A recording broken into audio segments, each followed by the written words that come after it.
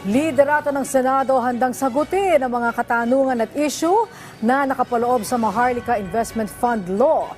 Magiging hakbang ng Korte, rerespetuhin umano ng mataas na kapulungan ng Kongreso.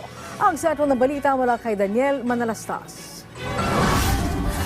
Para kay Senate President Juan Miguel Zubiri, walang problema ang kautusan ng Korte Suprema para maghain ng komento ang ehekutibo at lehislatura hinggil sa petisyon sa SC para ideklarang unconstitutional ang Maharlika Investment Fund Law. Ayon kay Zubiri, inatasan na niya ang Senate Secretary na makipag-ugnayan sa Office of the Solicitor General hinggil sa preparasyon at paghahain ng komento. Handaan niya silang sagutin ang mga katanungan at issue na nakapaloob sa MIF Law.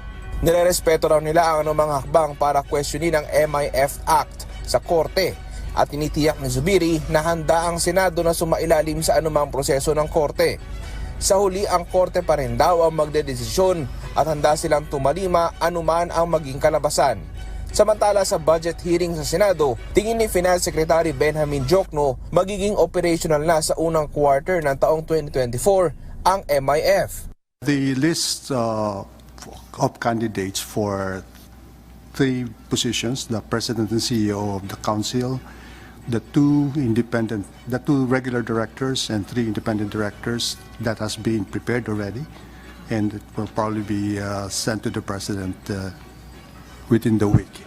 Okay, so once we have organized, and I think that will take another quarter, then maybe we'll be off and running maybe first quarter of next year.